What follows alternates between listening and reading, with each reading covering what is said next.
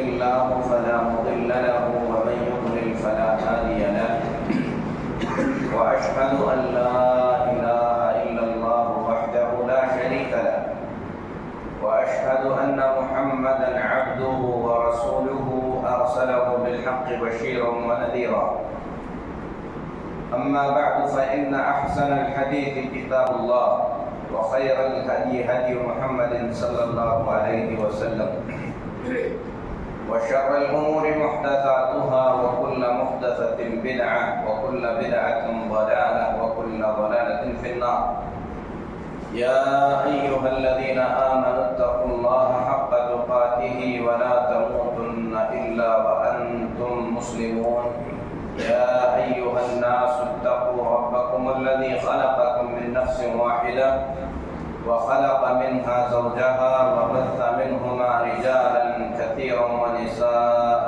واتقوا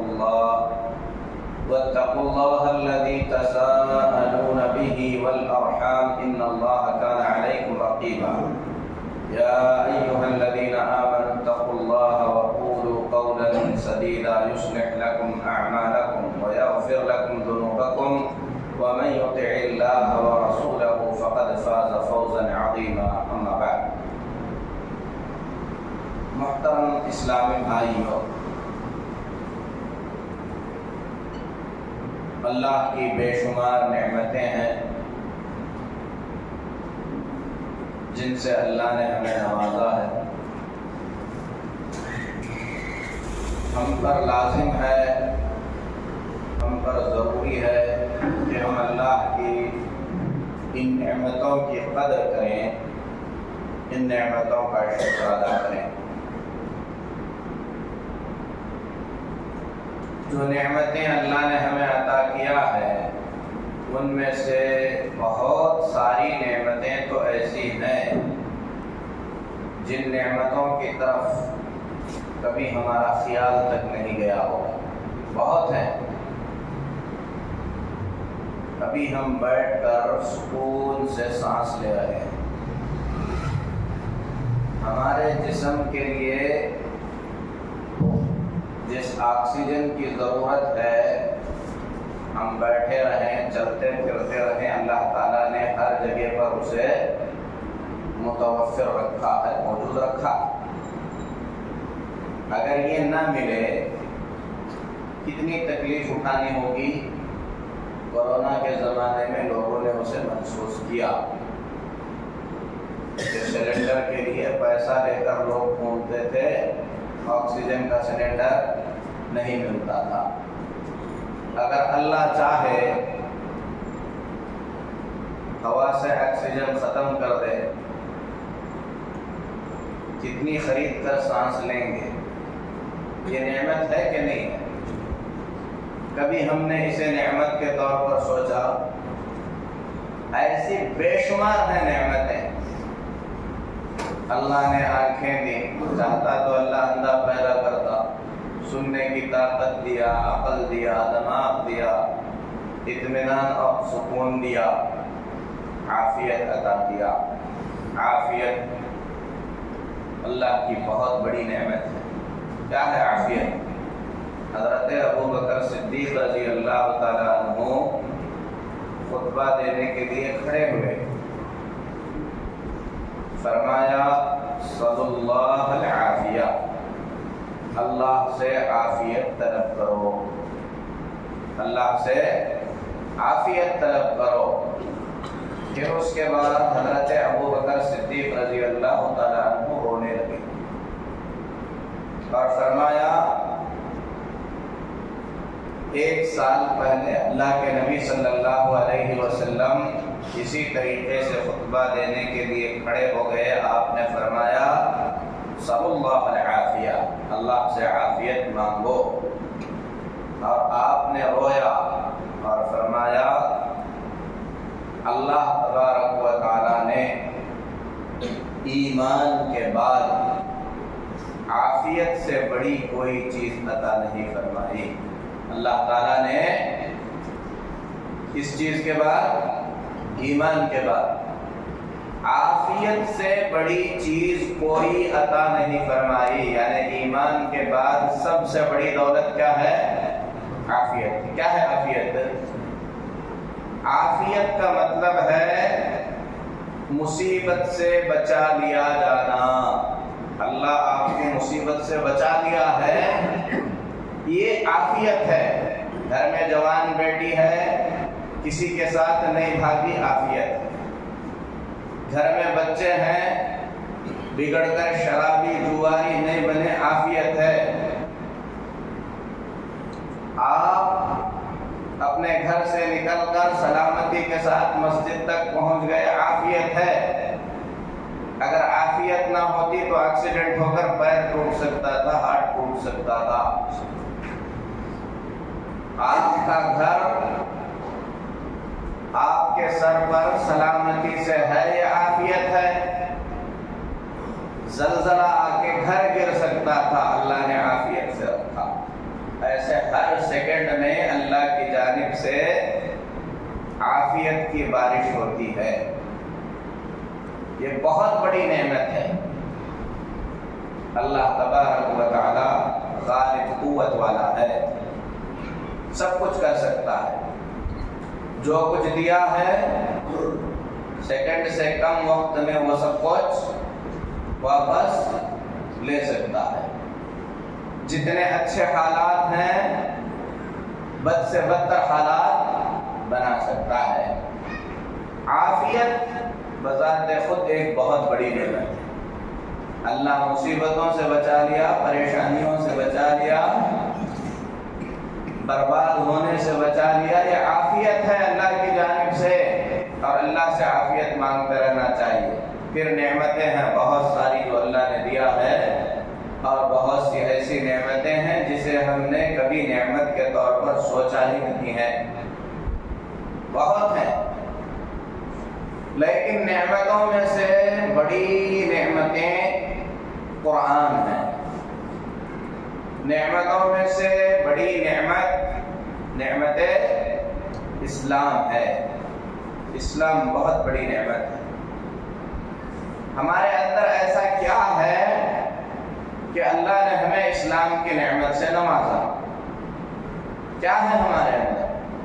دنیا میں ہم سے زیادہ عقل والے ہیں، لیکن اسلام کی نعمت سے محروم ہیں۔ دنیا میں ہم سے زیادہ مال والے ہیں، ہدایت کی نعمت سے محروم ہیں۔ دنیا میں ہم سے زیادہ خوبصورت لوگ ہیں جو کہ ہدایت کی نعمت سے محروم ہیں۔ اگر اللہ ہدایت نہ دے، دنیا کا کوئی شخص کتنی بھی کوشش کر کے آپ کو ہدایت نہیں دلا سکتا۔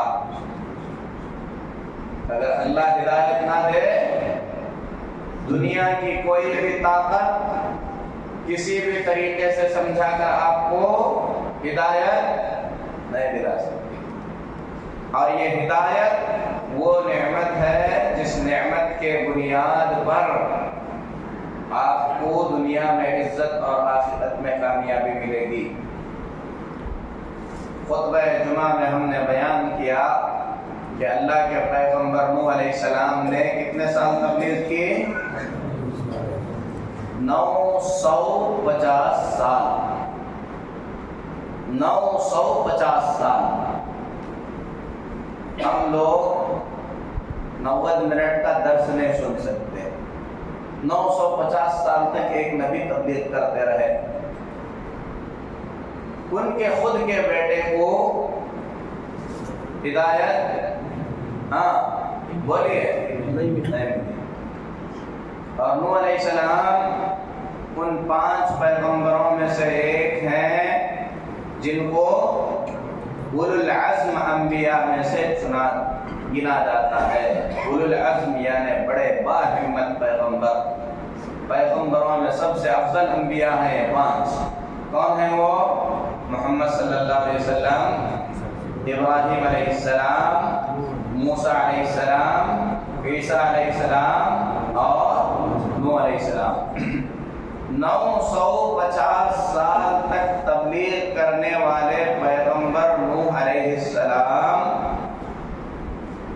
بیٹے کی ہلاکت سے تھوڑی دیر پہلے تک بھی کوشش کرتے رہے، ڈانٹ ڈپٹ کر نہیں، چلا کر نہیں، مار کر نہیں، پیار سے سمجھاتے ہوئے۔ قرآن میں الفاظ ذکر کیے گئے، یا بنی، عربی میں کہتے ہیں ایسا اس وقت جب پیار سے کہنا ہوتا ہے، پیارے بیٹے ارکب معنا، ہمارے ساتھ آ کر سوار ہو جا، ولا تکن مع الکافرین، کافروں کے ساتھ مت ہو۔ آخری وقت تک سمجھاتے رہے، ہدایت نہیں ملی۔ قرآن میں اللہ نے فرمایا وحال بینہم الموج فکان من المغرقین، اچانک پانی کی ایک لہر آ کر اسے کھینچ کر لے گئی، ڈوب کر ہلاک ہو گیا۔ ایسا کیا ہے مجھ میں اور آپ میں کہ اللہ نے اسلام کی یہ دولت مجھے دی، آپ کو دی، نوح علیہ السلام کے بیٹے کو نہیں دی؟ کیا ہے ایسا؟ کبھی ہم نے سوچا؟ یہ اللہ کا کرم ہے، یہ اللہ کی مہربانی ہے، یہ اللہ کا فضل ہے، یہ اللہ کا احسان ہے، اس کے سوا کچھ بھی نہیں ہے۔ اگر آپ سمجھتے ہو کہ اسلام آپ کو آپ کی کسی اچھائی کی وجہ سے ملا ہے تو غلط ہے۔ کچھ لوگ ایمان قبول کیے، آ کر نبی صلی اللہ علیہ وسلم کے پاس کہنے لگے ہم نے ایمان لایا، ہم نے ایمان لایا۔ اللہ نے فرمایا یمنون علیک ان اسلموا، اے نبی صلی اللہ علیہ وسلم آ کر یہ لوگ آپ کے سامنے احسان جتانے کے انداز میں کہتے ہیں کہ ہم نے اسلام قبول کر لیا۔ قل لا تمنوا علی اسلامکم، تو آپ ان سے کہہ دیجئے اپنے مسلمان ہونے کا کوئی احسان نہ جتاؤ، بل اللہ یمن علیکم، بلکہ اللہ کا تم پر احسان ہے کہ اللہ نے تم کو ہدایت دی۔ تو اسلام کیا ہے؟ اللہ کی نعمت، اللہ کا فضل، اللہ کا احسان۔ جو چیز ایک پیغمبر کے بیٹے کو نہیں ملی، ایسے پیغمبر کے بیٹے کو جو 950 سال تک تبلیغ کرتے رہے، اللہ تبارک و تعالیٰ نے اگر ہم کو دیا ہے تو یہ اللہ کا شکر ہے، اللہ کا احسان، اللہ کی توفیق ہے، اللہ کی مہربانی ہے۔ ہمیں اللہ کی اس نعمت کی قدر کرنا چاہیے۔ آگے چل کر دیکھو ابراہیم علیہ السلام کون ہے؟ خلیل الرحمن، اتخذ اللہ ابراہیم خلیلا، خلیل الرحمن ہے ابراہیم علیہ السلام۔ اپنے بیٹے، اپنے والد کو بار بار سمجھاتے رہے، بار بار سمجھاتے رہے، یا ابت لا تعبد الشیطان، اے ابا جان، پیار سے۔ نعمت نہیں ملی ابراہیم علیہ السلام کے والد کو، اسلام کی نعمت نہیں ملی، محروم کر دیا اللہ تعالیٰ نے۔ ہم کو دیا۔ کبھی اس چیز پر بیٹھ کر تنہائی میں آپ سوچیں، آپ کو پتہ چلے گا کہ آپ دنیا کے کتنے خوش نصیب آدمی ہیں۔ جو دولت ابراہیم علیہ السلام کے باپ کو نہیں ملی، نوح علیہ السلام کے بیٹے کو نہیں ملی، پیارے نبی محمد رسول اللہ صلی اللہ علیہ وسلم کے چچا ابو لہب، پیارے نبی صلی اللہ علیہ وسلم کے چچا ابو طالب، اور بھی کئی چاچا ہیں، ان لوگوں کو نہیں ملی۔ ابو لہب تو نہیں چاہتا تھا، نہیں ملی، لیکن ابو طالب قریب آئے اسلام کے، اسلام کو سمجھ بھی گئے۔ پیارے نبی صلی اللہ علیہ وسلم پر ابو طالب کو یقین بھی تھا، اور انہوں نے اس یقین کو اپنے اشعار میں بیان بھی کیا۔ وَلَقَدْ عَلِمْتُ بِأَنَّ دِينَ مُحَمَّدٍ مِّنْ خَيْرِ أَدْيَانِ الْبَرِيَّةِ دِينًا، میں جانتا ہوں کہ محمد صلی اللہ علیہ وسلم کا دین دنیا کے تمام دینوں میں سب سے بہتر دین ہے۔ لولا الملامة أو حذار مسبة لوجدتني سمحا بذاك مبینا. اگر لوگ کیا کہیں گے اس کا مجھے ڈر نہ ہوتا تو میں محمد کے لائے ہوئے دین کو قبول کرتا. سوچو ذرا, سمجھ گئے یہ نبی صلی اللہ علیہ وسلم کا دین سچا ہے, بھتیجے سچے ہیں, زندگی بھر ساتھ بھی کھڑے رہے, قوم سے دشمنی بھی کر لی, سب کی نظروں میں برے بھی ہوئے. جب محمد صلی اللہ علیہ وسلم کو شعب ابی طالب میں گھیر کر جیل کی زندگی گزارنا پڑا تو ابو طالب کافر ہونے کے باوجود اپنے بھتیجے محمد صلی اللہ علیہ وسلم کی مدد کرنے کے لیے ساتھ میں گئے.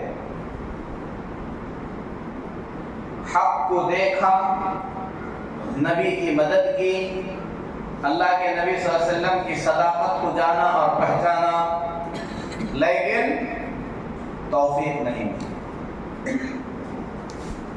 اور اللہ کے نبی صلی اللہ علیہ وسلم کی بڑی خواہش کے باوجود بھی ابو طالب نے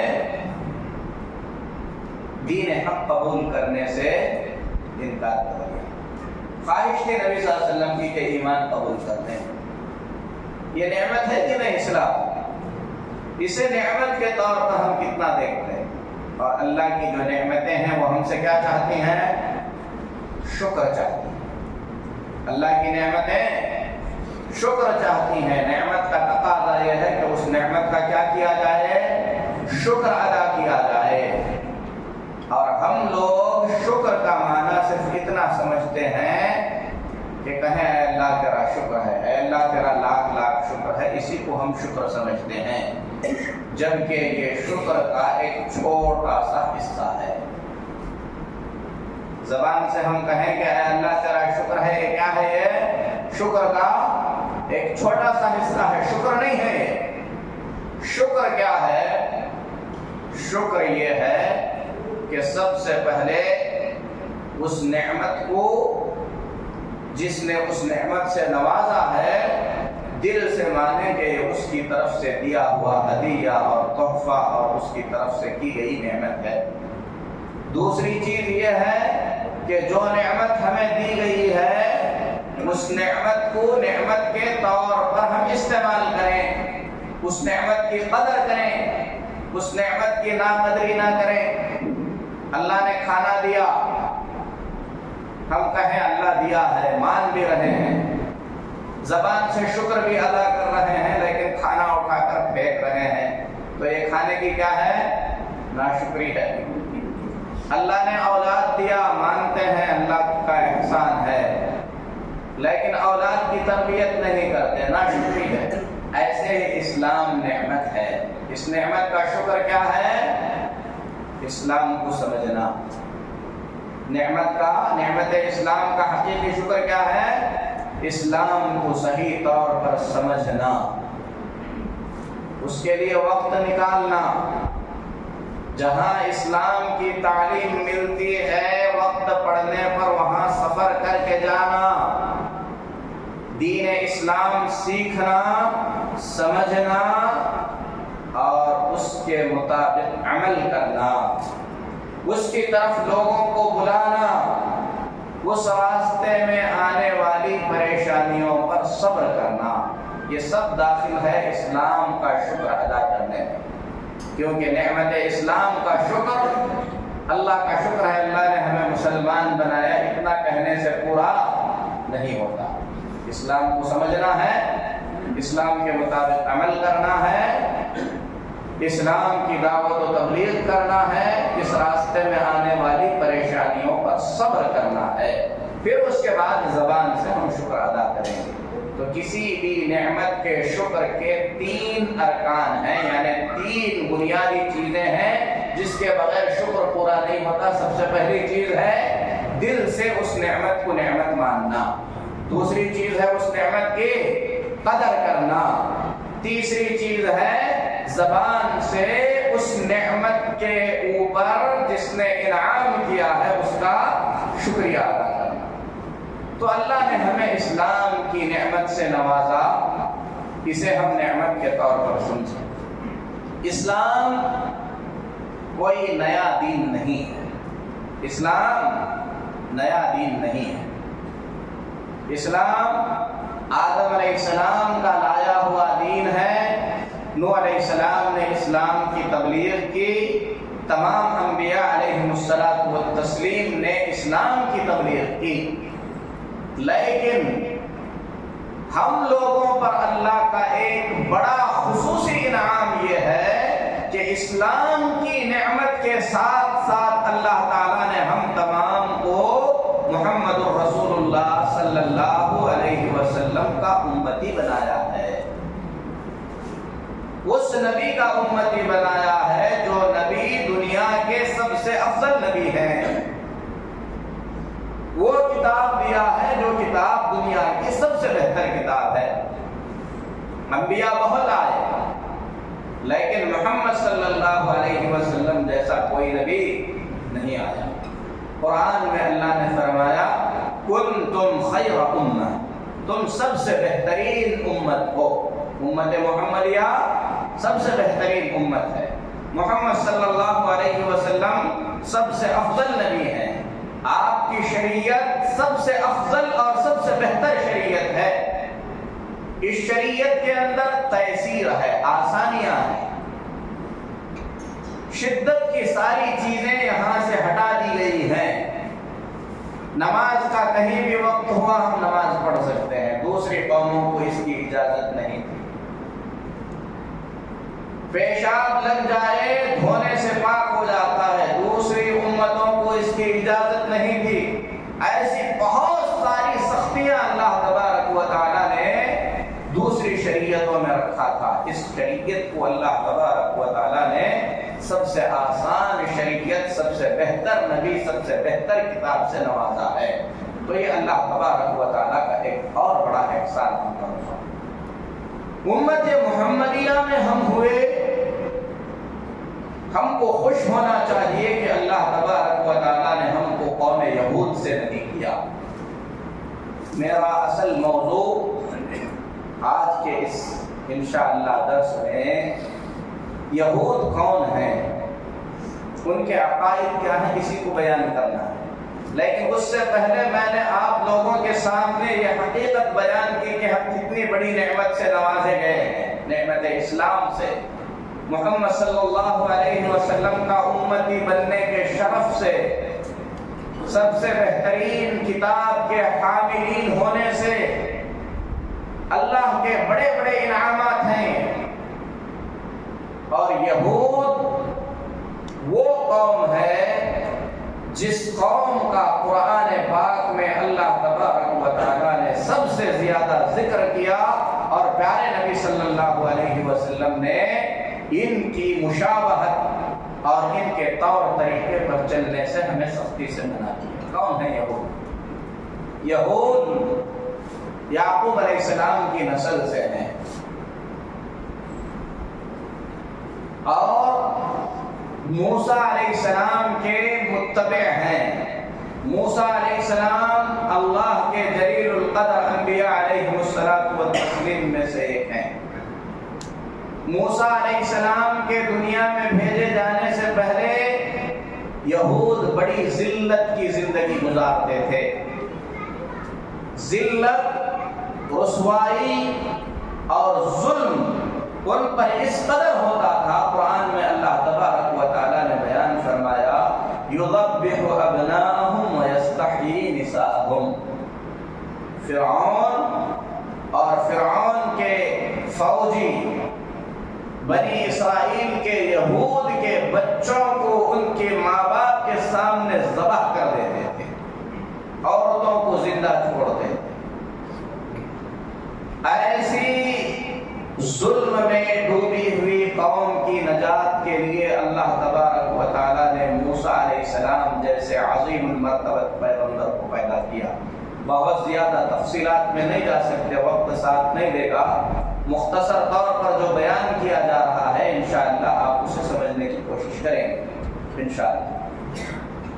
تو اللہ تبارک و تعالیٰ نے موسیٰ علیہ السلام کو پیدا کیا، اور موسیٰ اور فرعون کا واقعہ بہت ساری جگہوں پر قرآن میں بیان کیا گیا ہے۔ اللہ کے پیغمبر موسیٰ علیہ السلام نے بنی اسرائیل کو فرعون کے ظلم اور تشدد سے نجات دلایا، اور موسیٰ علیہ السلام فرعون کو غرق کرنے کے بعد اللہ تعالیٰ کی مدد سے فرعون جب غرق ہو گیا، بنی اسرائیل کو لے کر آگے چلے۔ یہ قوم کتنی ٹھیک، کتنی جھوٹی، کتنی مکار اور کتنی عیار قسم کی ہے، آپ اس بات سے اندازہ لگائیے۔ اتنی بڑی بڑی نشانیوں کو انہوں نے اپنی آنکھوں سے دیکھا۔ ایک تو مظلومیت کی زندگی گزار رہے تھے، اللہ تعالیٰ نے ان کے دشمن کو ان کی آنکھوں کے سامنے غرق کرا دیا۔ پانی کا اتنا بڑا معجزہ کہ بہتا ہوا پانی راستہ نکالنے کے لیے کھڑا ہو گیا ان لوگوں کے لیے، کتنا بڑا معجزہ ہے۔ اور اس معجزے کا اللہ تعالیٰ نے قرآن میں جو تذکرہ فرمایا ہے، اس تذکرے کو پڑھتے ہوئے سمجھ میں آتا ہے کہ اہل ایمان، انبیاء علیہم الصلاۃ والتسلیم اور عام لوگوں کے عقیدے میں اور عام لوگوں کے ایمان میں کیا فرق ہوتا ہے۔ موسیٰ علیہ السلام اللہ کے حکم سے بنی اسرائیل کو لے کر چل دیے، دریا کے پاس جا کر رک گئے۔ پیچھے سے فرعون اپنے لاؤ لشکر کو لے کر موسیٰ علیہ السلام کی قوم کو تباہ کرنے کے لیے پہنچا۔ موسیٰ علیہ السلام کی قوم نے جب یہ دیکھا کہ سامنے دریا ہے اور پیچھے سے فرعون اپنے لشکر کے ساتھ آ رہا ہے، تو بنی اسرائیل نے موسیٰ علیہ السلام سے کہا اِنَّا لَمُدْرَكُونَ، ہم تو پکڑ لیے، ہم تو ہلاک کر دیے۔ کیا کہا موسیٰ علیہ السلام نے؟ کلا، ایسا ہو ہی نہیں سکتا۔ یہ فرق ہے بنی اسرائیل، موسیٰ علیہ السلام کے اصحاب اور اصحاب محمد صلی اللہ علیہ وسلم میں۔ آپ کو سمجھ میں آئے گا جب صحابہ کرام رضوان اللہ علیہم اجمعین کی زندگیاں پڑھیں گے۔ پریشانی کے عالم میں رہتے ہوئے بھی صحابہ کرام رضی اللہ تعالی عنہم اجمعین اللہ کے نبی صلی اللہ علیہ وسلم کی بتائی ہوئی ایک ایک بات پر یقین رکھتے تھے۔ خندق کھودا جا رہا تھا، ایک بڑی چٹان آئی، صحابہ پریشان ہو گئے، بھوک پریشان کر رہی ہے، ٹھنڈی پریشان کر رہی ہے، دشمن کے آنے کا خوف دماغوں پر چھایا ہوا ہے، خندق کھود کر خود کی حفاظت کرنی ہے، اور خندق کے بیچ میں چٹان آ گئی جسے توڑنے کا ان کے پاس کوئی بڑا اوزار نہیں ہے۔ اللہ کے نبی صلی اللہ علیہ وسلم کے پاس شکایت لے کر آئے۔ اللہ کے نبی صلی اللہ علیہ وسلم خندق میں اترے، اپنے مبارک ہاتھ سے آپ صلی اللہ علیہ وسلم نے پتھر پر مار کر بشارت دی، کہا اللہ اکبر، قیصر فتح ہوگا، کسریٰ فتح ہوگا، ان کے خزانے ہمارے ہاتھ آئیں گے۔ بشارتیں دی نبی صلی اللہ علیہ وسلم۔ کیسے وقت میں؟ جب دشمن سے بچنے کے لیے خندقیں کھولی جا رہی ہیں، خود کے بچاؤ کا ٹھکانہ نہیں ہے، کھانے کے لیے کھانا نہیں ہے، لیکن صحابہ کرام رضی اللہ تعالی عنہم اجمعین کو یقین ہو گیا کہ ایسا ضرور ہوگا۔ یہ اصحاب محمد صلی اللہ علیہ وسلم نبی صلی اللہ علیہ وسلم کے صحابہ ہیں۔ بنی اسرائیل نے کہا اِنَّا لَمُدْرَكُونَ، ہم تو ہلاک ہو گئے۔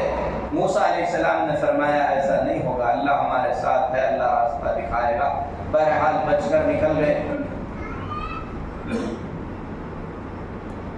بنی اسرائیل کو تفصیل سے اگر جاننا ہے تو کچھ مرتب انداز میں کچھ باتیں بتاتا ہوں۔ سب سے پہلی چیز، اللہ تعالیٰ پر ایمان لانے کے باوجود اللہ کے بارے میں بنی اسرائیل کے عقائد کیا ہیں؟ اللہ کی شان میں گستاخی کرتے ہوئے ان ظالموں نے کہا ان اللہ فقیر ونحن اغنیاء، اللہ فقیر ہے، ہم غنی ہیں۔ اللہ پر ایمان لانے کے بعد موسیٰ علیہ السلام کی شریعت کو پڑھنے کے بعد، تورات پڑھنے کے بعد یہ عقیدہ کہ اللہ فقیر ہے اور ہم غنی ہیں، اور اللہ کے نبی جناب محمد رسول اللہ صلی اللہ علیہ وسلم نے ایسی ہی چیزوں سے تحذیر کرتے ہوئے فرمایا لَتَتَّبِعَنَّ سَنَنَ مَنْ كَانَ قَبْلَكُمْ، تم لوگ بنی اسرائیل کے قدم بقدم چلو گے۔ مسلمانوں میں سے بھی کچھ ظالموں نے کہا اللہ فقیر ہے۔ آپ کو شعر سنے ہوں گے، کسی ظالم نے کہا اللہ کے پلے میں وحدت کے سوا کیا ہے، لینا ہے ہمیں جو کچھ محمد سے لے لیں۔ کیا مطلب ہے اس کا؟ اللہ کے پاس کچھ بھی نہیں ہے، ہمیں جو بھی لینا ہوگا کس سے لیں گے؟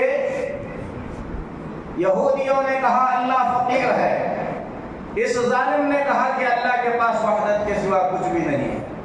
تو میرے محترم بھائیو، اللہ کے بارے میں یہودیوں کا عقیدہ ہے ان اللہ فقیر ونحن اغنیاء، اللہ فقیر ہے اور ہم غنی ہیں، ہم صاحب مال ہیں، ہم بے نیاز ہیں۔ اللہ کے بارے میں یہودیوں نے کہا ید اللہ مغلولہ، اللہ کا ہاتھ شل ہے، مطلب یہ ہے کہ اللہ خرچ نہیں کرتا۔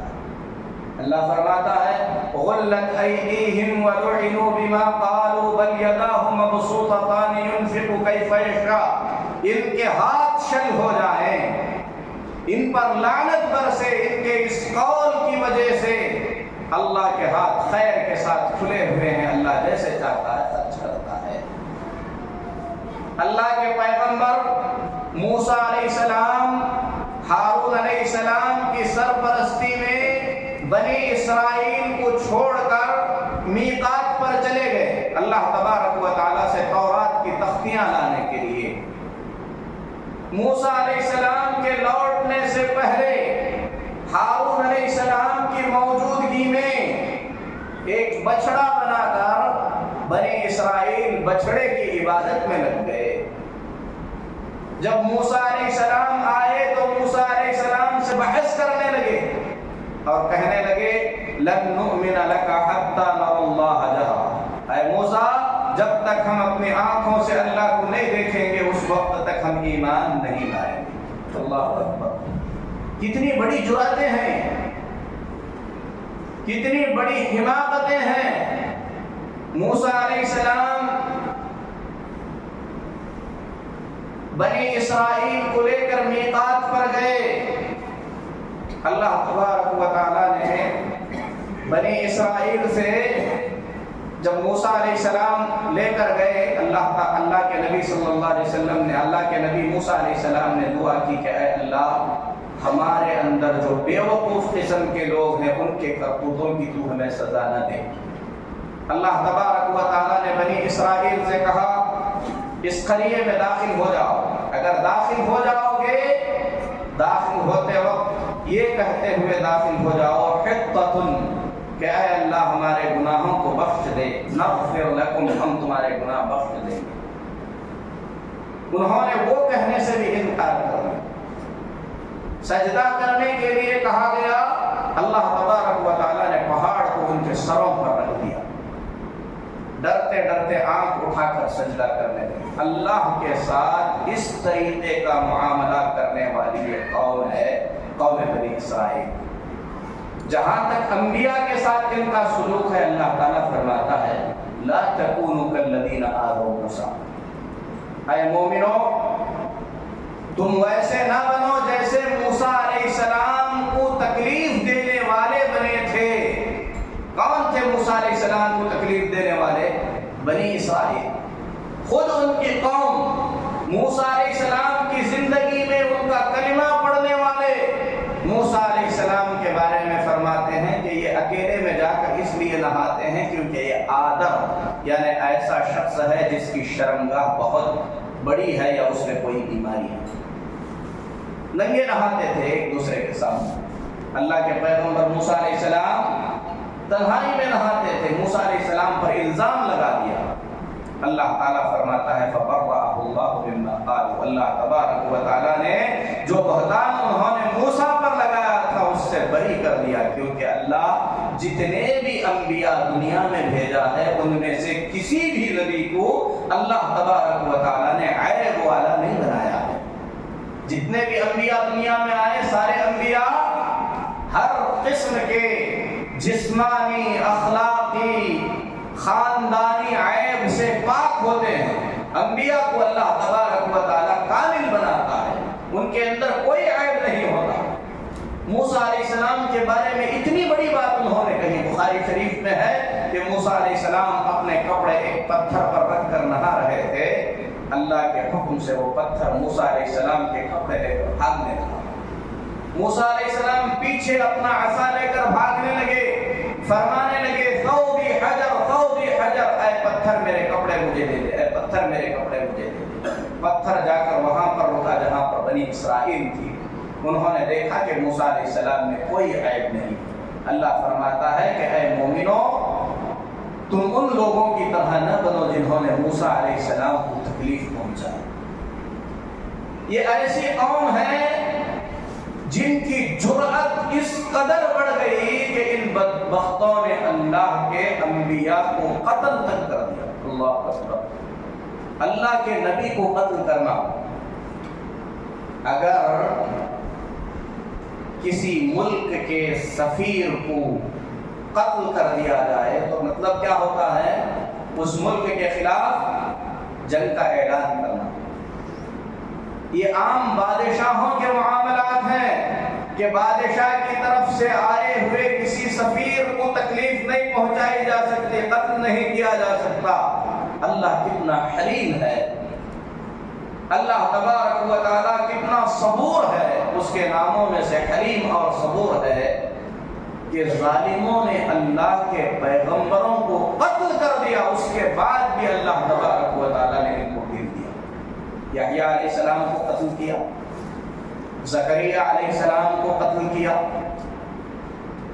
جو تورات اللہ تبارک و تعالیٰ نے انہیں عطا کی تھی، اس تورات کو انہوں نے اپنے ہاتھوں سے بدل دیا۔ قرآن میں اللہ تبارک و تعالیٰ نے تورات میں ان کے کیے گئے کھلواڑ کو کئی جگہ پر بیان کیا۔ یحرفون الکلم، یہ اللہ کے کلمات کو بدلتے ہیں۔ یلوون السنتهم لتحسبوه من الکتاب، زبان سے کچھ ایسی باتیں کہتے ہیں کہ لگے کہ یہ کتاب پڑھ رہے ہیں، وما هو من الکتاب، حالانکہ وہ کتاب نہیں ہے۔ اللہ کے احکامات کو اللہ کے پیغمبر محمد صلی اللہ علیہ وسلم کے سامنے انہوں نے چھپایا۔ ایک مسئلہ آیا نبی صلی اللہ علیہ وسلم کے پاس، زنا کا کیس آیا یہودیوں کا۔ اللہ کے نبی صلی اللہ علیہ وسلم نے پوچھا تورات میں اس کے بارے میں کیا ہے؟ لاؤ تورات لا کر پڑھو۔ تورات لا کر پڑھنے لگے، جہاں پر اللہ تبارک و تعالیٰ نے رجم کی آیت نازل فرمائی تھی تورات میں، اس آیت پر پڑھنے والے نے اپنا ہاتھ رکھ دیا، آزو بازو کا پڑھا، اس آیت کو نہیں پڑھا۔ ایسی مجرم قوم، اللہ کے انبیاء کے سامنے ان کی یہ جرأتیں ہیں۔ تو میرے محترم بھائیوں، بنی اسرائیل کا تعامل اللہ کے ساتھ، اللہ کے انبیاء علیہم الصلاۃ والتسلیم کے ساتھ اگر اس طریقے کا ہے تو عام لوگوں کے ساتھ ان کے معاملات کیسے ہو سکتے ہیں؟ مریم دنیا کی پاک ترین عورتوں میں سے ایک ہے۔ ان اللہ اصطفاکی وطہرکی واصطفاکی علی نساء العالمین، اللہ فرماتا ہے کہ اے مریم، اللہ نے تجھے چنا، اللہ نے تجھے پاک کیا، اللہ نے تجھے دنیا کی تمام عورتوں میں سے چن لیا۔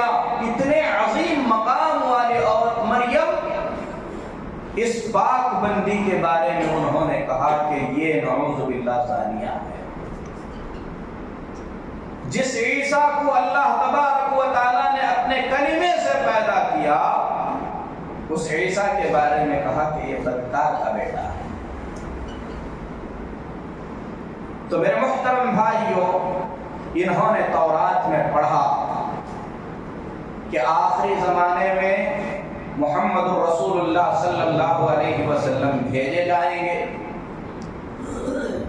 آپ صلی اللہ علیہ وسلم جہاں ہجرت کر کے جائیں گے وہاں کا علاقہ ایسے ہوگا، کھجور کے باغات ہوں گے، بڑے بڑے پہاڑ ہوں گے۔ تو یہودیوں نے اپنی کتاب میں پڑھ کر اس نبی کو پانے کے لیے دنیا کی ایسی جگہ جہاں پر نخلستان اور کھجور تھے اور پہاڑوں کی بستیاں تھیں، وہاں پر جا کر انہوں نے اپنا موطن اور مقام بنا لیا۔ انہی میں سے مدینہ طیبہ کے اطراف و اکناف میں یہود کی بہت سارے قبیلے بستے تھے۔ ان میں سے 3 قبیلے مشہور تھے، بنو قریظہ، بنو النضیر، بنو قینقاع۔ یہ 3 قبیلے یہودیوں کے قبیلے تھے۔ کیوں آئے تھے؟ یہی سوچ کر آئے تھے کہ وہ نبی آئیں گے تو ان نبی کے ساتھ ہم مل کر ان پر ایمان لائیں گے اور ان کے ساتھ شامل ہو جائیں گے۔ لیکن یہاں پر ایک سمجھنے کی بات ہے، قرآن پاک میں اللہ تبارک و تعالیٰ نے فرمایا ابراہیم علیہ السلام کے بارے میں وَجَعَلْنَا فِي ذُرِّيَّتِهِ النُّبُوَّةَ وَالْكِتَابَ، کہ ہم نے ابراہیم علیہ السلام کی نسل میں ہی نبوت اور کتاب کو مقرر کر دیا۔ مفسرین کا اتفاق ہے کہ ابراہیم علیہ السلام کے اس دنیا میں آنے کے بعد اللہ کے کوئی نبی ابراہیم علیہ السلام کی نسل سے ہٹ کر نہیں ہوئے۔ جتنے بھی انبیاء آئے وہ سب ابراہیم علیہ السلام کی نسل سے ہیں۔ ابراہیم علیہ السلام کے 2 بیٹے اسحاق علیہ السلام اور اسماعیل علیہ السلام۔ اسماعیل علیہ السلام آ کر مکہ مکرمہ میں بس گئے، اسحاق علیہ السلام ملک شام میں رہ گئے۔ اسحاق علیہ السلام سے یعقوب علیہ السلام ابراہیم علیہ السلام کی زندگی میں ہی پیدا ہو گئے۔ یعقوب علیہ السلام سے یوسف علیہ السلام، پھر اس کے بعد یعقوب علیہ السلام کے 12 بیٹے اور بنی اسرائیل کے جتنے انبیاء آئے، داؤد علیہ السلام، سلیمان علیہ السلام، زکریا، یحییٰ، اور سب سے آخر میں ان میں سے حضرت عیسیٰ علیہ السلام اور بہت سارے انبیاء، یہ سب کے سب اسحاق علیہ السلام کی نسل سے تھے۔ تو انبیاء کا ایک سلسلہ ابراہیم علیہ السلام کے بعد جو چلتا آ رہا تھا، یہ پورا سلسلہ اسحاق علیہ السلام کی نسل سے تھا۔ اور یہودیوں کو اس بات پر یقین تھا کہ آخری نبی جو آئیں گے، سارے انبیاء اگر اسحاق کی نسل سے ہیں تو وہ بھی اسحاق کی نسل سے ہی ہوں گے۔ لیکن اللہ تبارک و تعالی حکیم ہے، وہ جانتا ہے کہ نبوت سے کس کو نوازنا ہے۔ اللہ یعلم حیث یجعل رسالتہ، اللہ بہتر جانتا ہے کہ رسول کہاں اور کس کو بنانا۔ تو اللہ کی مشیت ایسی ہوئی کہ آخری پیغمبر حضرت اسماعیل علیہ السلام کی نسل سے ہوئے، اسحاق کی نسل سے نہیں ہوئے، بنی اسرائیل سے نہیں ہوئے، یہودیوں کے خاندان سے نہیں ہوئے۔ اسی حسد کی بنیاد پر یہودیوں نے اللہ کے نبی جناب محمد رسول اللہ صلی اللہ علیہ وسلم سے عداوت کی، دشمنی کی۔ قرآن میں اللہ تبارک و تعالیٰ نے اس چیز کو 1 سے زیادہ مقامات پر بیان کیا۔ الذین آتیناہم الکتاب یعرفونہ کما یعرفون ابناءہم، جن کو ہم نے کتاب سے نوازا ہے، محمد صلی اللہ علیہ وسلم کو ویسے ہی پہچانتے ہیں جیسے کوئی اپنے بچوں کو پہچانتا ہے۔ اس سلسلے میں تاریخ کی بڑی روایتیں ہیں۔ اللہ کے نبی جناب محمد رسول اللہ صلی اللہ علیہ وسلم جب مدینہ ہجرت کر کے تشریف لائے، حضرت صفیہ رضی اللہ تعالیٰ عنہ فرماتی ہیں کہ میرے والد یعنی حضرت صفیہ رضی اللہ تعالیٰ عنہ کے والد حوی ابن اخطب، جو کہ یہود کے قبائل میں سے قبیلے کے سردار تھے، فرماتی ہیں حضرت صفیہ رضی اللہ تعالیٰ عنہ حوی ابن اخطب، پھر اس کے بعد ان کے چاچا حضرت صفیہ کے یعنی دونوں بھائی جا کر انہوں نے اللہ کے نبی صلی اللہ علیہ وسلم کو اپنی آنکھوں سے دیکھا۔ حضرت صفیہ فرماتی ہیں گھر میں آ کر بات کر رہے تھے، اہوا کیا وہ وہی ہے جس کا ذکر تورات میں کیا گیا ہے، ان میں سے ایک نے کہا کہ وہ وہی۔ پھر اس کے بعد بھائی نے دوسرے سے پوچھا کیا سوچتے ہو؟ کہا سوچنا کیا ہے، جب تک زندہ رہیں گے عداوت اور دشمنی کریں گے۔ پہچان لیا کہ محمد صلی اللہ علیہ وسلم وہی ہیں جن کا ذکر تورات میں کیا گیا ہے، اور اپنی بستیاں چھوڑ کر آ کر عرب کے صحرا میں بسے بھی تھے۔ کس لیے؟ آنے کے بعد ان کی اتباع کرنے کے لیے، صرف اس لیے کہ خاندان کے نہیں ہیں، دشمنی پر اتر آئے، اور دشمنی بھی ایسی کہ ہمیشہ باقی رہنے تک کرے۔ تاریخ کی روایتیں بڑی عجیب و غریب ہیں۔ جب بنو قریظہ کو جلا وطن کیا گیا اور ان میں سے جو قتل کے لائق تھے انہیں قتل کیا گیا، ان میں سے ان کے سردار نے قتل گاہ میں جانے سے پہلے اپنے کپڑوں کو جگہ جگہ سے کاٹ دیا۔ وجہ پوچھی گئی کیوں کاٹ رہے ہو؟ کہا تاکہ میرے قتل کے بعد مسلمان میرے کپڑوں سے فائدہ نہ اٹھائیں۔ یعنی خباثت،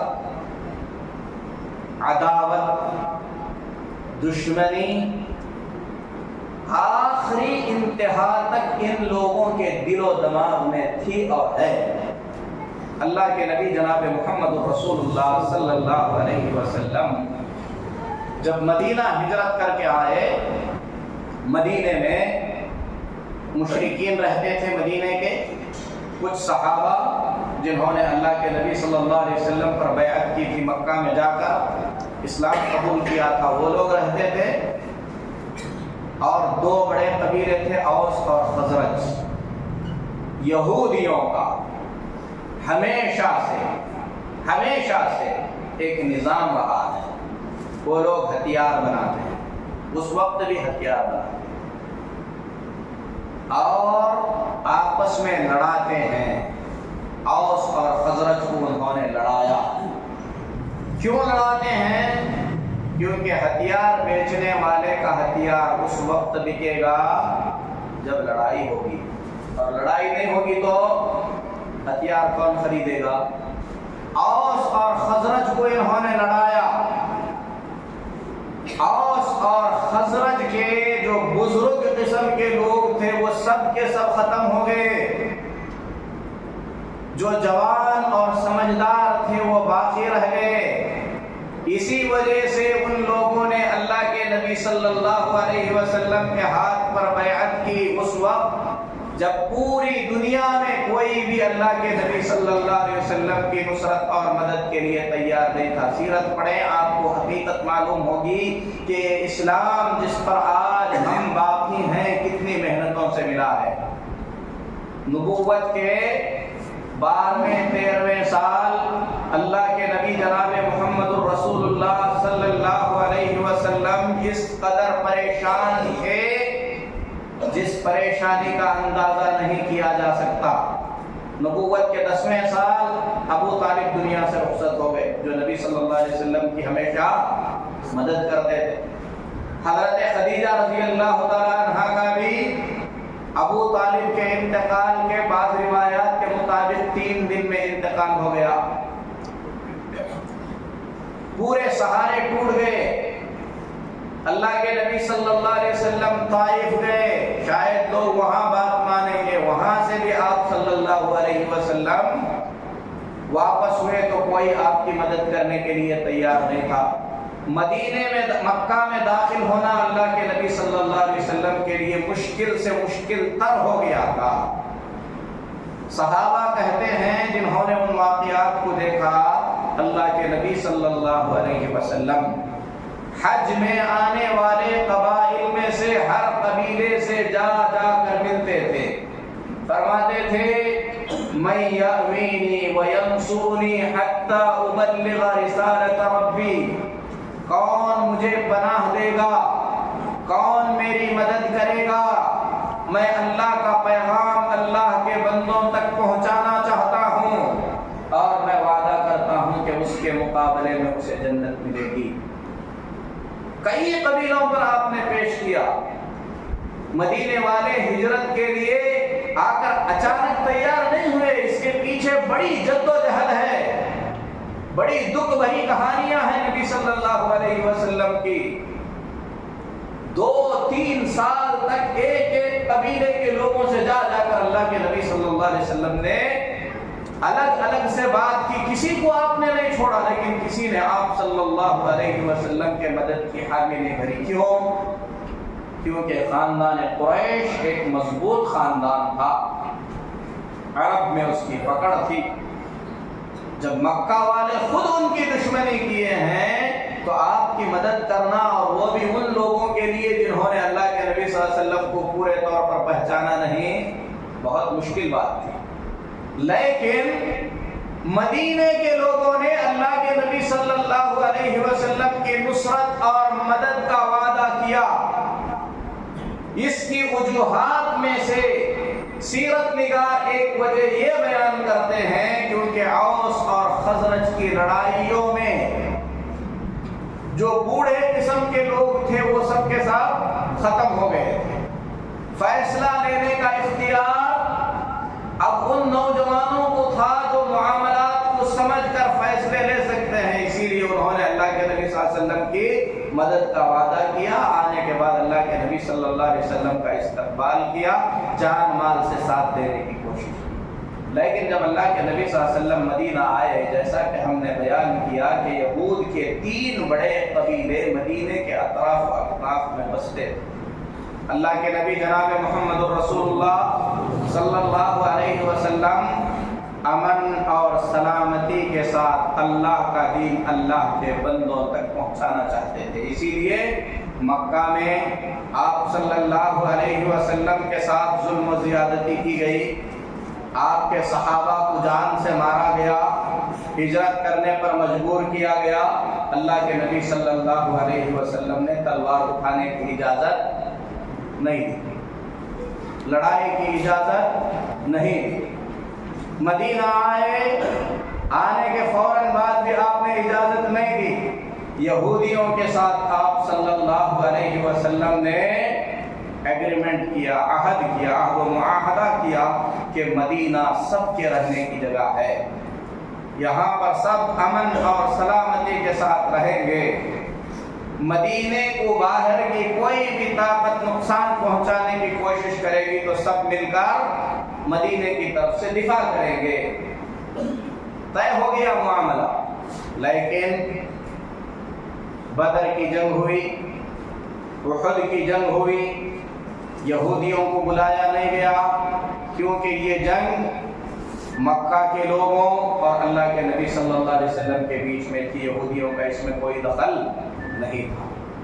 لیکن جب یہودیوں نے یہ دیکھا کہ مسلمانوں کی قوت بڑھ رہی ہے، مسلمان مضبوط ہو رہے ہیں، مسلمانوں کا لوہا اب آہستہ آہستہ عرب میں منوایا جانے لگا ہے، تو اس وقت غزوہ خندق میں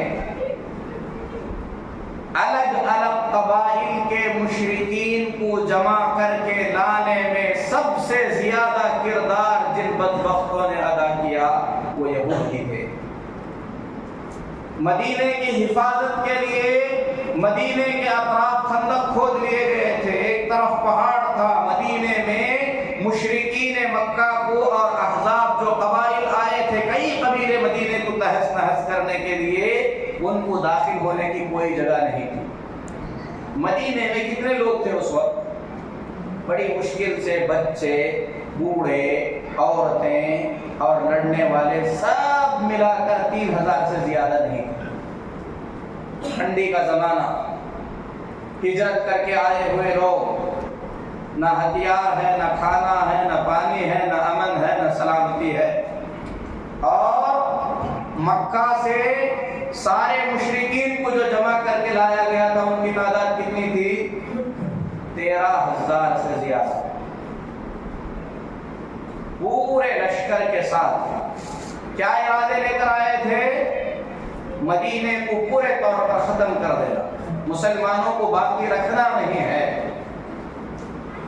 عہد و پیمان کے مطابق یہودیوں کو کیا کرنا چاہیے تھا؟ مسلمانوں کا ساتھ دینا چاہیے تھا، لیکن جب دیکھا کہ یہ چراغ شاید بڑی پھونک آ رہی ہے اس سے بجھ جائے گا، تو بنو قریظہ نے غداری کی،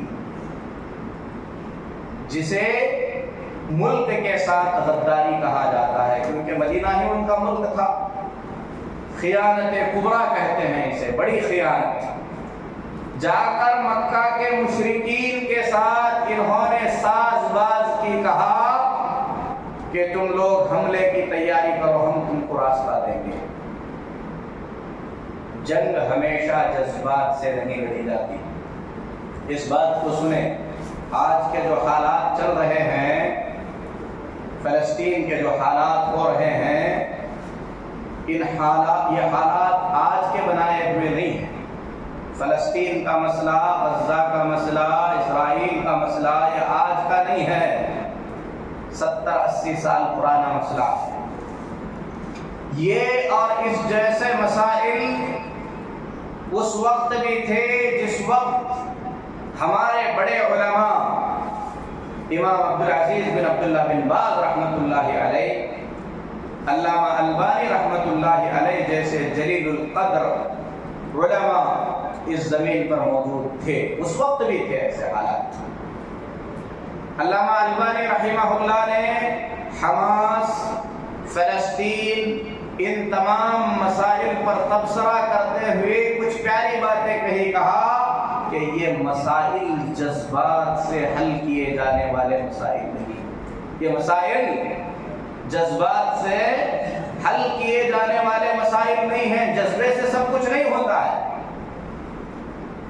جنگ کا معاملہ ہے، قتال کا معاملہ ہے، اس میں جوش سے زیادہ ہوش کی ضرورت ہے، عقل مندی کی ضرورت ہے، سمجھداری کی ضرورت ہے۔ مسلمانوں کے پاس اس وقت بھی ویسا ہی مسئلہ آیا، باہر سے 13,000 کا لشکر جرار، احزاب، وہ احزاب جن کے بارے میں اللہ نے فرمایا ان الناس قد جمعوا لكم فاخشوهم، لوگوں نے ڈراتے ہوئے کہا کہ لوگ تمہیں مٹانے کے لیے جمع ہو چکے ہیں، ان سے ڈرو۔ اور حالت ایسی ہو گئی تھی، قرآن میں اللہ نے فرمایا سورہ احزاب کے ضمن میں زلزلوا، ان کو پورے طور پر ہلا دیا گیا۔ بلغت القلوب الحناجر، مسلمانوں کے حالات ایسے ہو گئے تھے کہ مسلمانوں کا دل ان کے حلق میں آ کر اٹک گیا۔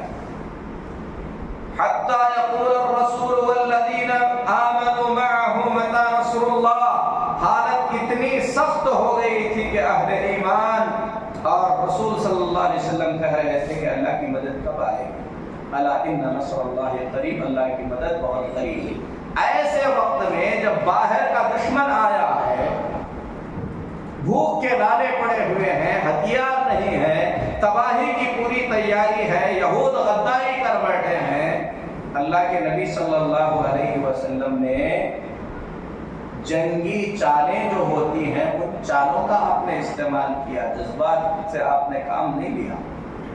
ایک صحابی آئے، اللہ کے نبی صلی اللہ علیہ وسلم سے کہنے لگے، اللہ کے نبی صلی اللہ علیہ وسلم میں نے ایمان قبول کر لیا ہے، لیکن میرے ایمان کے بارے میں یہودیوں کو پتہ نہیں ہے، آپ بتائیے اگر میں کچھ کر سکتا ہوں تو کرنے کے لیے تیار ہوں۔ ایک آدمی، اللہ کے نبی صلی اللہ علیہ وسلم نے کہا اگر کسی طریقے سے یہود اور آئے ہوئے لشکر، ان دونوں کے بیچ جو اعتمادات بنے ہوئے ہیں اسے توڑ سکتے ہو تو یہ کام کرو۔ گئے، جا کر مکہ کے لوگوں سے ملے، کہا بڑا لشکر لے کر آئے ہو اور بڑی بہترین پلاننگ ہے، مسلمان صفحے ہستی سے مٹ جائیں گے، جانے کا راستہ تو تھا نہیں، سنے ہیں کہ یہود نے راستہ دینے کی بات کہی ہے، لیکن ان لوگوں کو اب اپنے کیے پر پچھتاوا ہو گیا ہے، وہ اپنا ارادہ بدل رہے ہیں، اس لیے دیکھو ہو سکتا ہے وہ تمہارے پاس کوئی سوال لے کر آئیں، ہوشیار رہنا۔ اتنا کہہ کر وہاں سے چلے گئے۔ یہودیوں کے پاس گئے، جا کر کہنے لگے کہ مکہ کے لوگ اپنے کیے پر پچھتا رہے ہیں، داخل ہونے کا راستہ نہیں مل رہا ہے، اور ان کے اوپر ان کی خاندانی حمیت غالب آ گئی ہے کہ وہ ان کے خاندان کے ہی لوگ ہیں۔ اپنے کیے پر پچھتاوے کے لیے وہ تمہارے پاس آئیں گے اور آ کر کے تم سے کیا کریں گے؟ کہیں گے کہ یہودیوں کے کچھ لوگوں کو ہمارے پاس دے دو، جب جنگ ختم ہو جائے گی تو ہم تمہارے حوالے کر کے جائیں گے، ہرگز نہ لینا، کیونکہ یہ لوگ لے جا کے محمد کے حوالے کر دیں گے اور وہ انہیں قتل کر کے آرام سے بیٹھ جائے۔ ایسے ہی ہوا، یہود نے جا کر ان سے لوگوں کا مطالبہ کیا اور صحابی اپنے چال میں کامیاب ہو گئے الحمدللہ۔ اس کے بعد لشکر بھاگ گیا۔ بالکل اسی طریقے سے اسی جنگ میں غزوہ احزاب میں اللہ کے نبی صلی اللہ علیہ وسلم نے، سخت ٹھنڈی کا موسم ہے، فرمایا من یأتینی بخبر القوم، کون ہے جو جا کر قوم کے حالات معلوم کر کے آئے، وہ جنت میں میرے ساتھ ہوگا۔ ہر بات پر کھڑے ہونے والے صحابہ میں سے فرماتے ہیں اس وقت کسی کی ہمت نہیں ہوئی۔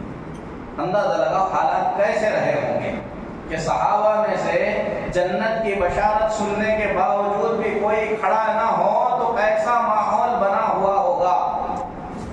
نبی صلی اللہ علیہ وسلم نے 3 مرتبہ کہا، چوتھی مرتبہ کہا تم یا حذیفہ، اے حذیفہ تم کھڑے ہو۔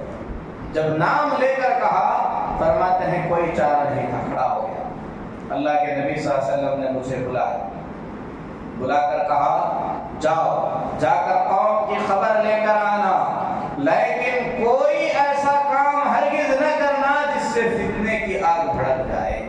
اسے عقل مندی کہتے ہیں۔ گئے چھپتے چھپا کسی طریقے سے، فرماتے ہیں اس پورے لشکر کو لے کر آنے والے کون تھے؟ ابو سفیان رضی اللہ تعالیٰ عنہ، جو اس وقت تک مسلمان نہیں ہوئے تھے۔ حضرت ابو سفیان رضی اللہ تعالیٰ عنہ آگ تاپتے ہوئے بیٹھے، ٹھنڈی ہے، آگ جلا کر بیٹھے ہیں۔ فرماتے ہیں میں نے اپنے ترکش سے تیر نکالا، کمان پر چڑھایا، ابو سفیان کی طرف نشانہ لگایا، اور اتنی مسافت تھی تو تیر چلاتا تو تیر لگ جاتا، لیکن نبی صلی اللہ علیہ وسلم کی بات یاد آئی۔ آپ نے کہا کوئی ایسا کام نہ کرنا جس سے فتنہ بھڑک جائے۔ کسی معمولی آدمی کو مارنے کا موقع نہیں ملا ہے، کسے مارنے کا موقع ملا ہے؟ سب سے بڑے کمانڈر کو۔ لیکن جنگ جذبات سے نہیں ہو۔ ہم نے کیا کیا؟ فلسطین میں بھی کیا ہوا؟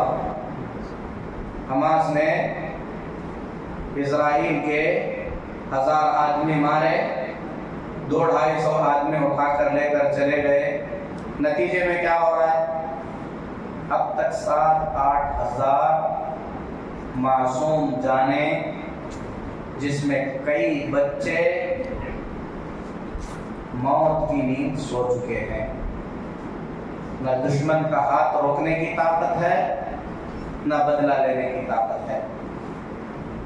جنگ جذبات سے نہیں ہوتی، اس میں کوئی شک نہیں ہے۔ اسرائیل دشمن ہے، ظالم ہے، اس نے بڑے بڑے ظلم کیے ہیں، مسلمانوں کو ایک بستی میں سمیٹ کر رکھ دیا ہے۔ اس کا خاتمہ ہونا چاہیے، اس کے خاتمے کی کوششیں ہونا چاہیے۔ لیکن امام ابن تیمیہ رحمۃ اللہ علیہ فرماتے ہیں وہ جنگ جس کے نقصانات فائدے سے زیادہ ہونے کا یقین ہو، ایسی جنگ جائز نہیں ہے۔ جنگ کے اصول ہیں، اللہ تعالیٰ نے مرتب کیے ہیں۔ خندق میں صحابہ نے جو خندقیں کھول کر خود کو مدینے کے اندر محفوظ رکھا، کیا یہ بزدلی تھی کیا؟ صحابہ بزدل تھے؟ کیوں نہیں گئے لڑنے کے لیے؟ کیوں باہر نہیں نکلے لڑنے کے لیے؟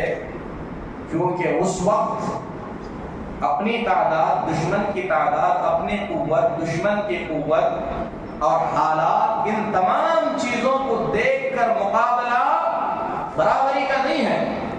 اللہ تبارک و تعالیٰ نے اصول بیان کیے ہیں جہاد کے۔ جہاد کسی بھی طریقے کی تلوار لے کر کسی کی گردن کاٹنے کا نام جہاد نہیں ہے۔ جیسے کتاب الصلاۃ ہے ویسے ہی حدیث کی کتابوں میں کتاب الجہاد ہے۔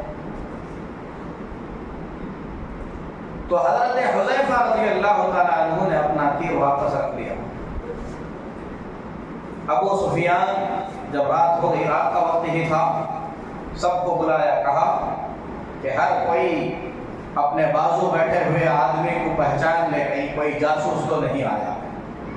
حضرت حذیفہ نے فوراً بازو والے کا ہاتھ پکڑ دیا، کہا کون ہو، کس قبیلے سے تعلق رکھتے ہو؟ اس کے پوچھنے سے پہلے انہوں نے ہی پوچھ لیا۔ پھر بات ہوئی، کہا کہ ہم آئے لیکن جانے کا راستہ نہیں ہے، یہودیوں نے بھی غداری کی ہے، ان لوگوں نے پہلے ساتھ دینے کا وعدہ کیا تھا، بعد میں لوگ ہم سے مانگ رہے ہیں، اسی لیے اب ہم یہاں پر نہیں رک سکتے، کل ہم یہاں سے نکلنے والے ہیں، جسے آنا ہے ہمارے ساتھ واپس آ جائے۔ جنگ ٹل گئی۔ حضرت حذیفہ رضی اللہ تعالیٰ عنہ واپس آ کر اللہ کے نبی صلی اللہ علیہ وسلم کو پوری بات بتائی۔ تو یہودیوں نے غزوہ خندق میں مشرکین کو مسلمانوں کے خلاف اکسا کر جمع کیا۔ خندق کے بعد جہاں پر اپنی بستی تھی وہاں سے مدینے میں دشمن کو داخل ہونے کا موقع دینے والے تھے۔ یہ بہت بڑی غداری تھی۔ جب باہر کا آیا ہوا دشمن یہاں سے چلا گیا، اللہ کے نبی صلی اللہ علیہ وسلم خندق کی نگرانی کرنے کی جو جگہ تھی وہاں سے جب مدینہ واپس ہوئے، حضرت جبریل علیہ السلام اللہ کے نبی صلی اللہ علیہ وسلم کے پاس آئے، آ کر کہنے لگے تم لوگوں نے اپنے ہتھیار کھول دیے، سمجھ رہے ہو جنگ ختم ہو گئی، حالانکہ اللہ کے فرشتوں نے ابھی تک اپنے ہتھیار نہیں کھولے۔ غور کرنے کی بات ہے۔ غزوہ خندق جس میں بچنے کے لیے خندق کھولی گئی، جنگ میں کون شریک ہیں؟ اللہ کے فرشتے شریک ہیں۔ کیا سکھانا مقصود ہے؟ اللہ مدد کی طاقت نہیں رکھتا، نبی صلی اللہ علیہ وسلم کی اللہ مدد نہیں کر سکتا تھا اس وقت؟ بڑے بڑے صحابہ ہیں اس میں، حضرت علی رضی اللہ تعالیٰ عنہ، عمر بن خطاب رضی اللہ تعالیٰ عنہ، معاذ رضی اللہ تعالیٰ عنہ، جان دینے والے صحابہ ہیں، لیکن دین اسلام قیامت تک کے لیے آیا ہے۔ امت کے حالات عجیب سے عجیب تر آ سکتے ہیں، ان تمام حالات میں یہ پیغام دیا گیا ہے کہ حالات کے حساب سے مسلمانوں کو کس طریقے کا رویہ اختیار کرنا چاہیے، کس طریقے کی کس طریقے کی پلاننگ کرنی چاہیے۔ جبریل علیہ السلام نے کہا ہتھیار کھولنے کی اجازت نہیں ہے، یہودیوں کے جس قبیلے نے غداری کی ہے ان کا حساب صاف کرنا ہے۔ اللہ کے نبی صلی اللہ علیہ وسلم نے اعلان کیا صحابہ نے، کوئی بھی عصر کی نماز یہاں نہیں پڑھے گا، بنو قریظہ پہنچ کر ہم نماز پڑھیں گے۔ صحابہ چل پڑے، نبی صلی اللہ علیہ وسلم نے جا کر بنو قریظہ کی بستی کو گھیر لیا۔ پھر اس کے بعد ان کے بیچ میں کیا فیصلہ کیا جائے، یہ طے ہوا کہ حضرت سعد رضی اللہ تعالیٰ عنہ ان کے حق میں فیصلہ کریں گے۔ حضرت سعد رضی اللہ تعالیٰ عنہ مدینے کے نوجوانوں میں سے ایک نوجوان ہیں۔ اسلام لا کر کتنے سال ہوئے ہیں؟ صرف 6 سال ہوئے ہیں حضرت سعد رضی اللہ تعالیٰ عنہ۔ حضرت سعد رضی اللہ تعالیٰ عنہ کو لانے کے لیے اللہ کے نبی صلی اللہ علیہ وسلم نے بھیجا۔ حضرت سعد زخمی تھے، اور اللہ سے دعا کر رہے تھے کہ اے اللہ، اگر تو نے میری موت اب لکھی ہے تو یہودیوں کا انجام میری آنکھوں سے دیکھنے سے پہلے تو مجھے موت نہ دے۔ زخمی تھے، لائے گئے، حضرت سعد بن معاذ رضی اللہ تعالیٰ عنہ کے فیصلے کو ماننے کے لیے یہود تیار ہو گئے، کیونکہ مدینے کے نوجوان تھے۔ یہودیوں کو لگتا تھا کہ ہمارے پہلے سے کچھ تعلقات ہیں تو فیصلے میں کچھ نرمی ہوگی۔ اللہ کے نبی صلی اللہ علیہ وسلم نے جنگ نہیں کی یہودیوں کے ساتھ، کہا صلح، فیصلہ، جو بھی فیصلہ سعد کریں گے وہ ماننا ہوگا۔ یہودیوں نے بھی مان لیا۔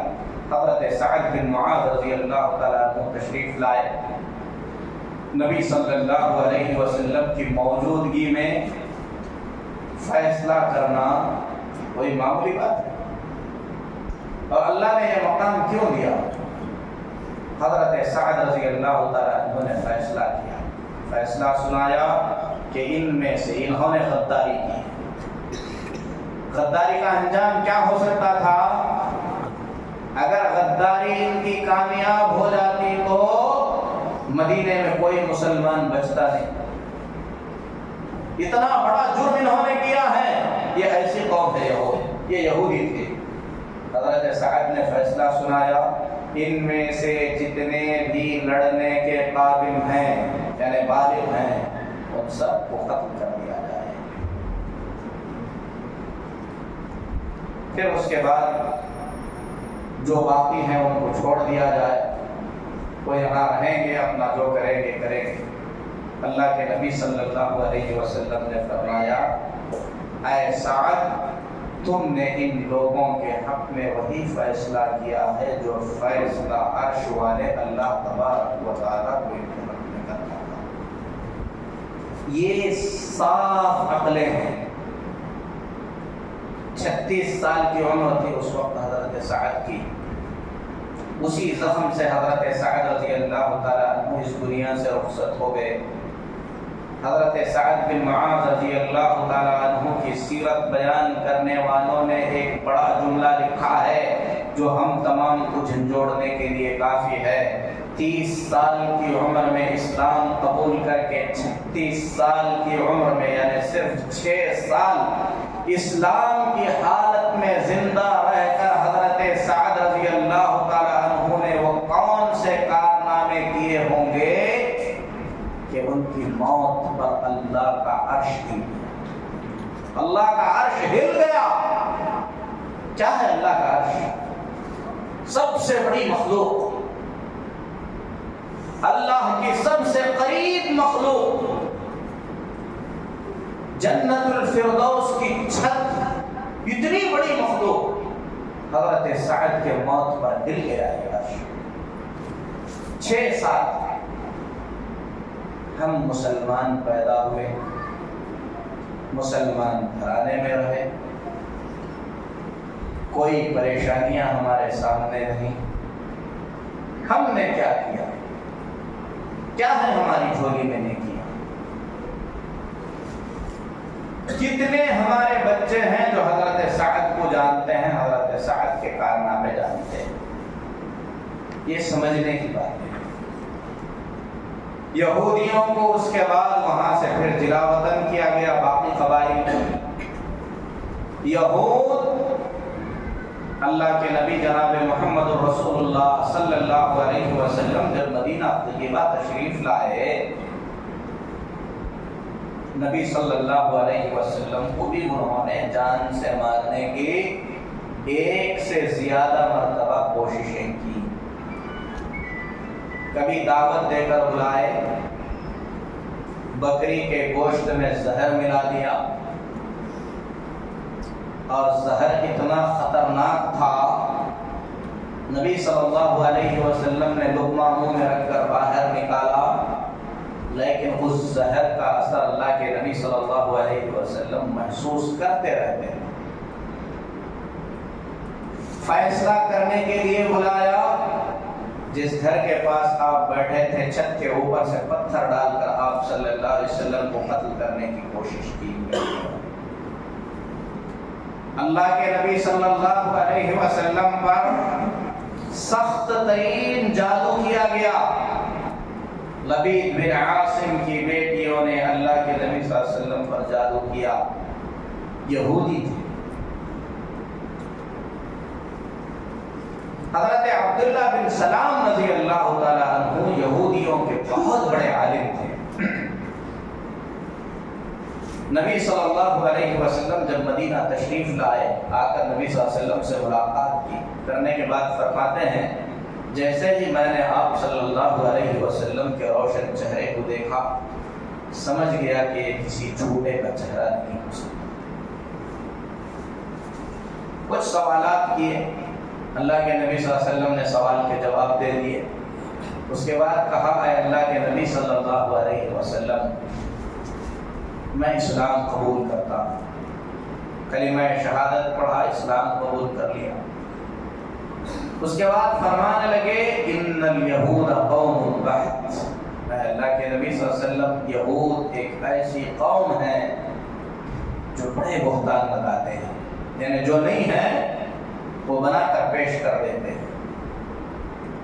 آپ میرا اسلام واضح ہونے سے پہلے، ان تک میرے اسلام کی خبر پہنچنے سے پہلے ان کے بارے میں آپ مجھ سے پوچھ لیجیے تاکہ حقیقت کا پتہ چل جائے۔ اللہ کے نبی صلی اللہ علیہ وسلم نے یہودیوں کو بلایا، کہا کہ عبداللہ بن سلام کے بارے میں تم لوگوں کا کیا خیال ہے؟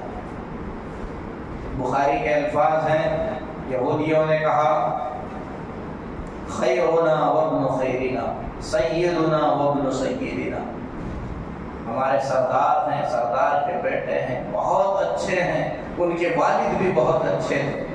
نبی صلی اللہ علیہ وسلم نے فرمایا اگر عبداللہ بن سلام مسلمان ہو جائے تو کیا کہو گے؟ یہودیوں نے کہا اللہ اسے ایسا ہونے سے بچائے۔ حضرت عبداللہ بن سلام رضی اللہ تعالیٰ عنہ اندر سے آئے، کہا اشہد ان لا الہ الا اللہ وان محمد رسول اللہ، میں مسلمان ہو گیا۔ اسی مجلس میں یہودیوں نے کہا شرنا وابن شرنا، یہ برا ہے اور اس کا باپ بھی برا تھا۔ بڑی تنقید کی، بڑی بری باتیں ان کے بارے میں کہیں۔ یہ یہودیوں کی حالت ہے۔ قرآن میں اللہ تبارک و تعالیٰ فرماتا ہے وَلَتَجِدَنَّ أَشَدَّ النَّاسِ عَدَاوَةً لِلَّذِينَ آمَنُوا الْيَهُودَ وَالَّذِينَ أَشْرَكُوا، مومنوں کا سب سے بڑا دشمن یہود ہیں اور مشرکین۔ یہ یہود اتنے بڑے دشمن ہیں، اسلام کے آغاز سے پہلے جب نبی پاک صلی اللہ علیہ وسلم کی عمر 12 سال کی تھی، اللہ کے نبی صلی اللہ علیہ وسلم اپنے چاچا ابو طالب کے ساتھ ملک شام کے سفر کے ارادے سے نکلے تھے۔ راستے میں ایک چرچ تھا، وہاں پر ایک راہب ہوتا تھا جس کا نام تھا بحیرہ۔ انہوں نے اللہ کے نبی صلی اللہ علیہ وسلم کو دیکھ کر پہچان لیا کہ یہ اس امت کے آخری نبی ہیں، اور انہوں نے کہا اللہ کے نبی صلی اللہ علیہ وسلم کے چچا کو کہ آپ انہیں ملک شام نہ لے جاؤ، کیونکہ ان پر نبوت کی علامتیں واضح ہیں، اگر یہود دیکھیں گے تو پہچان لیں گے اور ان کو نقصان پہنچائیں گے۔ تو یہودیوں کی تاریخ ہر خیر کے ساتھ ہمیشہ شر سے جڑی ہوئی ہے۔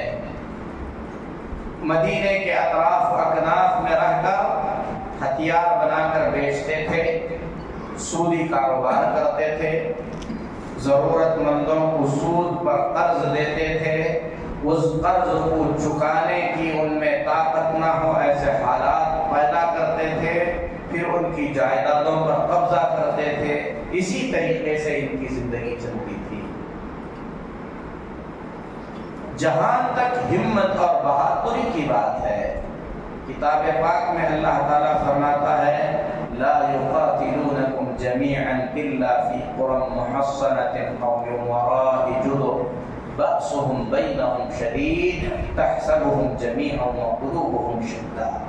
اے نبی صلی اللہ علیہ وسلم، یہ کبھی آمنے سامنے ہو کر لڑنے کی ہمت نہیں کریں گے. کھلے الفاظ میں اللہ نے بتایا آمنے سامنے ہو کر لڑنے کی کبھی ہمت نہیں کریں گے. فی قرى محصنہ او من وراء جدر، یا تو قلعے میں بند ہو کر لڑیں گے یا دیواروں کے پیچھے سے وار کریں گے. آپس میں ان کے اختلافات بہت زیادہ ہیں، لیکن یہ اختلافات کو دکھنے نہیں دیتے. یہی فرق ہے. ابھی کچھ دن پہلے عمر آباد کے ایک استاد جو ہے ایک بڑی اچھی بات بھیجے، پڑھا امت کا حال سمجھ میں آیا. آج نوجوانوں کو دیکھو، فلسطین کے حالات ایسے ہیں، ہر کوئی ایسی باتیں کرتا ہے جیسے مسئلہ ان کے ہاتھ میں ہو تو 2 منٹ میں 2 گھنٹے میں اس مسئلے کو حل کر کے رکھ دیں گے. جبکہ آج ہمارا حال ایسا ہے، واٹس ایپ کا ایک گروپ ہم بناتے ہیں، اس گروپ کو صحیح طور پر ہم نہیں چلا سکتے. واٹس ایپ کے ایک چھوٹے سے گروپ میں ہم متفق ہو کر نہیں رہ سکتے. ایک مسجد کو صحیح ذمہ داری کے ساتھ چلانے کی ہماری حیثیت اور طاقت نہیں ہے. ایک جمعیت ہماری صحیح سے چلتی نہیں ہے. ہمارا ایک گھر ہم سے سنبھلتا نہیں ہے. ہمارے بیوی بچے ہم سے سنبھلتے نہیں ہیں. ایک مدرسہ سنبھالنے کے لیے ہر کوئی ٹانگ پکڑ کر کھینچنے کی کوشش کرتا ہے. ہمارے حالات ایسے ہیں. لیکن فلسطین پہ بات کریں گے، دوسرے ملکوں پر بات کریں گے، ایسے بات کریں گے جیسے سب کچھ ہماری مرضی سے طے ہو جائے گا اور ہم سارے مسائل کا حل نکال دیں گے. میرے محترم بھائیوں، فتنوں کے دور میں ہم تمام کو سب سے پہلے کتاب و سنت کا علم حاصل کر کے فتنوں میں ہمارا رول کیا ہونا چاہیے ہم کو یہ سمجھنے کی ضرورت ہے.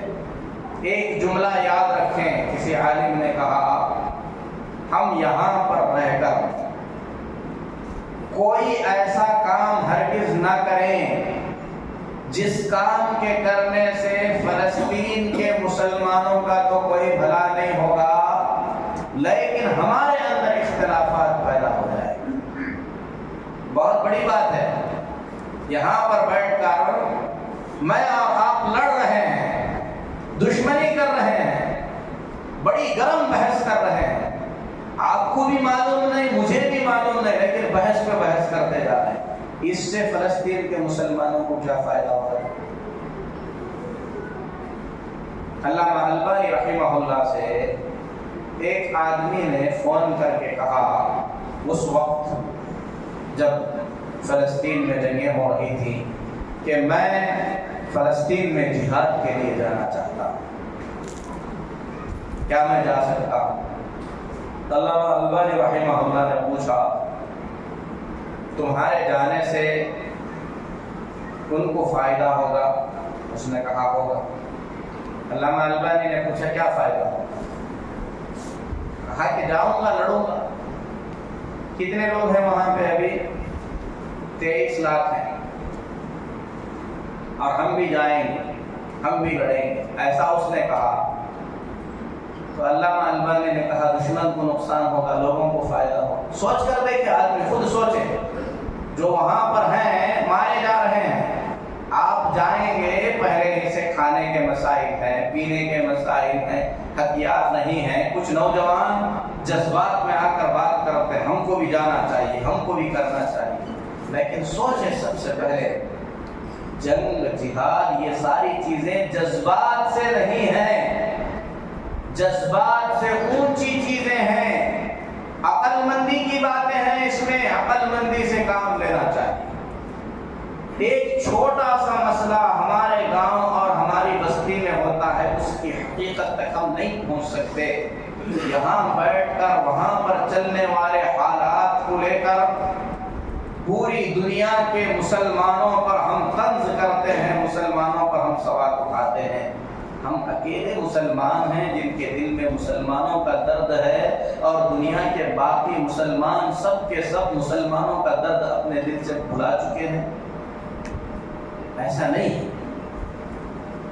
کچھ چیزوں کو ہمیشہ یاد رکھیے، دنیا کا ہر مسلمان نبی صلی اللہ علیہ وسلم سے محبت کرتا ہے، اس کے محبت کے اظہار کے طریقے الگ الگ ہو سکتے ہیں۔ آپ نبی صلی اللہ علیہ وسلم سے اس کی محبت کے بارے میں شک نہ کیجیے۔ مسلمانوں کی ہمدردی مسلمانوں کے دل میں ضرور ہوتی ہے، کسی کی ہمدردی پر آپ سوال نہ کیجیے، اللہ تبارک و تعالیٰ آپ سے اس کے بارے میں پوچھیں۔ ہماری اور آپ کی ذمہ داری کیا ہے؟ 2 منٹ میں بات کر کے ہو گیا، بات اپنی انشاءاللہ ختم کرتا ہوں۔ ایسے حالات میں ہماری ذمہ داری یہ ہے کہ ہم اپنے بچوں کو ان سارے حالات کے بارے میں بتائیں۔ یہود کون ہیں، ان سے تعلقات کیا ہیں، سیرت سے اس کا جوڑ کیا ہے، آگے آنے والے حالات بھی اس سے جڑے ہوئے ہیں، اور خوشخبری ہے مسلمانوں کے لیے، ایک وقت وہ آئے گا اور ضرور آئے گا۔ ہم کو اس بات پر یقین ہے، ہمارا ایمان ہے، یہ عقیدہ ہے، کیونکہ یہ بات ہمارے نبی جناب محمد رسول اللہ صلی اللہ علیہ وسلم نے بتلائی ہے کہ مسلمان کسی بھی یہودی کو اس زمین پر رہنے نہیں دیں گے، وقت آئے گا ضرور۔ نبی صلی اللہ علیہ وسلم نے فرمایا اگر یہودی کسی پتھر اور درخت کے پیچھے بھی چھپا ہوا ہوگا تو وہ پتھر اور درخت آواز دے کر بلائے گا، کہے گا کہ اے مسلمان آ، میرے پیچھے یہودی چھپا ہوا ہے، تم اسے قتل کرو۔ یہ وقت آئے گا۔ حضرت عیسیٰ علیہ السلام کے دنیا میں آنے سے پہلے ہی انشاءاللہ مسجد اقصی آزاد ہوگی۔